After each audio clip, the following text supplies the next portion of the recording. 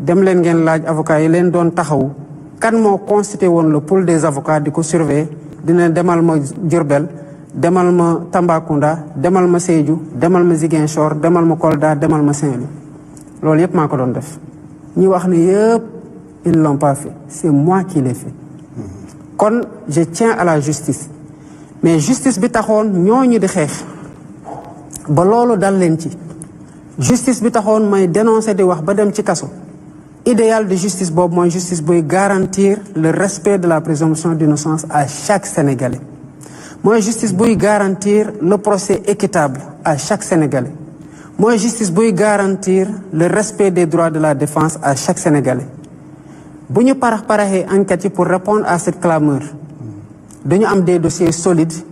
te tamit bu boobaa kuñ ci jàpp duñu la mën a teg tuuma goo xamante ne teg nañ ko lu leer te waruñu tamit en voulant rendre la justice à des victimes ñu tooñ d'autres personnes qui sont innocentes parce qu'il faut juste donner des têtes que le peuple réclame loolu sama responsabilité la et je l'entends assumer pleinement bañuma ku ma mere ci su ma nekkee ci yoonu dëgg man li gën a bon mooy nga nekk di xeex dara ba lu ne fekk la ci nga toog foo ko war a saafara yow nga nekk di wéyalaat loolu et cette justice elle restera indépendante elle va trancher en toute sérénité les enquêtes seront menées en toute rigueur et en toute sérénité ba keroog ñi koy enquête nga xam te ils sont venus des années après di mettre petit à petit les pièces des puzzles bu ñu waxee ne Moustapha laale nga ci boo demee ci kanamu àttekat bi qui n'est pas là qui aura une victime un procureur qui poursuit qui aura un prévenu avec ses avocats qui le défendent muy déglu ku ne ci phase instruction état mën na am doole parce qu'il suffit de viser certaines dispositions pour que le mandat de dépôt soit obligatoire mais ci kanamu àttekat ay preuves yu solides ñooy tax nga condamné nit te loolu parfois yàkkamte ak parax ak bëgg a répondre à ça mooy tax duñ ko mën a mat ci loolu ñu wax Pape Alé ci wàllu excellence li ngeen doon sikkee ce prédécesseur président Sall le manque d'un bilan immatériel xam naa mooy bi mu commencé génne point yeeg yooyu rek ngeen gis ne réalisation yaa ngi bari ngeen ne woy naam TER bi gaaw na bu fi TER bi nekkuloon barki démb ñu dee ak grève transporteurs yi BRT bi également ngeen ne amul bilan immatériel pour ñi déglu mën a xam luy bilan immatériel xeetu genre liggéeyul ci démocratie bi dafa xoj liberté yi et cetera tëjaate gi dafa bari. mais ces temps derniers gis nañu monsieur le président de la République arrestation yu bari surtout par rapport à la liberté d'expression waaw lu ne ñu xor njaay rek ñu woolu nit mbaa ñu tëj nit ay chroniqueur léeg-léeg sax ñu daal di génne lu bees dañoo song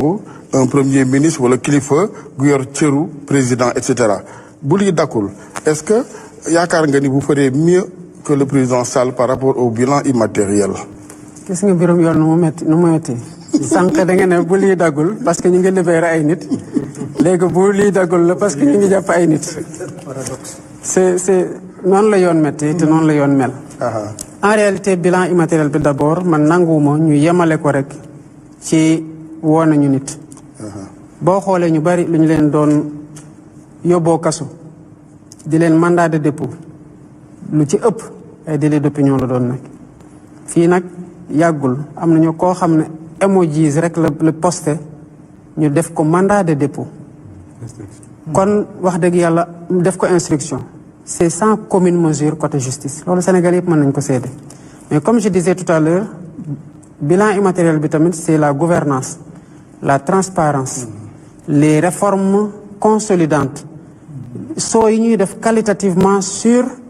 la démocratie le jeu électoral loolu yëpp la sur la justice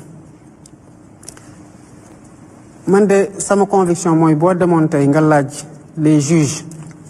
et les procureurs ci seen intime conviction incursion yi exécutif di def dans les dossiers boo moytul dinañ la wax ne que mënuñu ko comparer ak li fi nekkoon.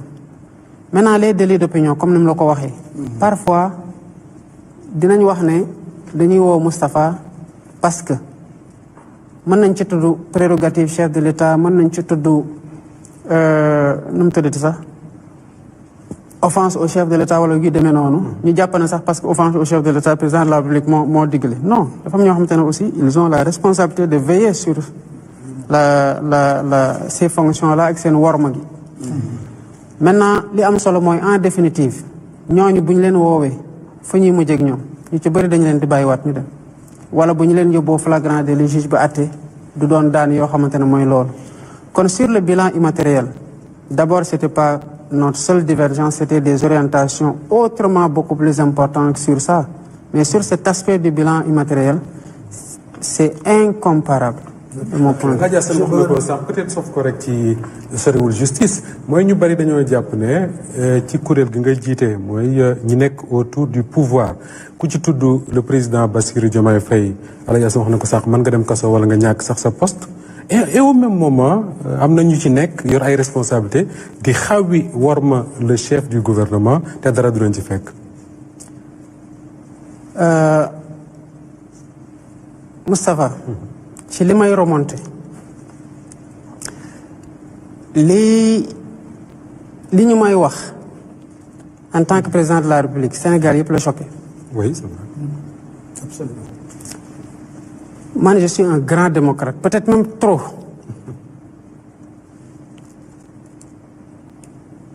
ci li ngay wax ni ban président nga mos a gis mu nekk dans un régime avec un premier ministre mu nekk dans une perspective de conquête du même pouvoir ci premier mandat bi à la fin te ñu continuer cohabiter di liggéey mos nga ko gis. Amul ñuy ñëw sa plateau naan premier ministre lañu bëgg mu nekk président 2029. te ñu nekk ay ministre lan moo leen ci fekk. seen télé googu li may remonté yëpp lu bëri ci liñ may wax seen télé googu lañ koy waxe est-ce que ba tey dégg nga ñu naan kooku dala non kon comparer lu comparable c'est pas comparable. Am na ñu fi jëlee parce que effectivement ils ont attaqué nañu le chef du gouvernement. Am na ñoo xamante ne jëlee nañ ko fi te koo gis mu laale ci man ñu dindi ko li ci ëpp mooy la persistance te persistance boobu mooy wax waa ji bu commencé teg benn jéegu nga noppi ñaari jéegu lay teg bii yoon. Noo bëgg jàmm ci biir réew mi noo bëgg dal ci biir réew mi noo bëgg sérénité man dafa am man li ma moom en tant que Bassirou Diomaye Faye am loo xamante ne moom ma ko loolu fonction bi la te en réalité je suis un homme de paix bëgg jàmm bu ëpp sax moo tax boo moytul loolu mën na am lu mu jur ci lu gënul kon loolu du lu ñuy comparer benn yoon c'est pas du tout comparable.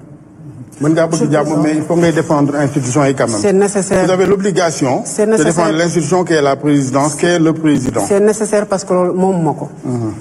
te j'y vais avec beaucoup de pédagogie beaucoup de patience ak beaucoup de calme. Ok.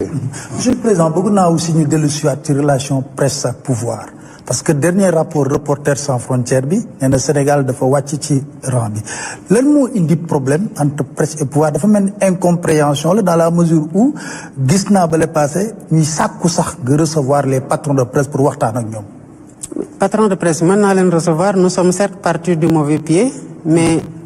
kër gi kër ñëpp la. man Sénégalais yëpp laa ilif ñiy xëy di tiire ci man ba ngoon jot maay seen président am na lu ma warloo ak ñoom ñiy xëy di ma tàccul ba ngoon jot maay seen président am na lu ma warloo ak ñoom. Je suis le président de tous les Sénégalais et de tous les segments la porte leur est ouverte. Par contre nu ñu bëggoon amee yenn sañ-sañ gi ci man fu ñu ko jaaree baaxul anam guñ ko defee baaxul et ça a fait que on est parti du mauvais pied loolu kese la. Maintenant rapport Reporters sans frontières boobu c'est un rapport mais il y a une réalité. Moustapha ngi nii est-ce que te coupé nañ seen signal bu ñu toogee ba tey. coupé wuñ ko. coupé wuñu seen signal coupé wuñu beneen signal. te pourtant les mêmes journalistes ñoo fa nekk garder seen même liberté de ton et de position. mais Pape Alé bëggoon naa nga may ma. man du wax sax rapport Reporters sans frontières mais ci lu nu dund ci rédaction yi président nga njaboote ñëpp Sénégal yoon la ñu xamal le désastre social bu ñuy liggéey ci presse bi di dund. xam nga sénégalais yi ñoom ñëpp au-delà des journalistes dañoo am dignité rek mais presse bi surtout ñi nga xam ni dese nañ ci ay at yi at war a def carrière dans cette profession. bu ñu nee état téye na lépp luy publicité yu xamante ne ay contrat publicitaire yu mu daan jox këru presse yi nga dagg ko comme ça ci lu kenn comprendre aide à la presse bi il a fallu que gars yi wax ba jeex ñu commencé ko joxe tout récemment yëgal ni daal ay borom kër a fa nekk ci Sénégal gënuñ la xam réalité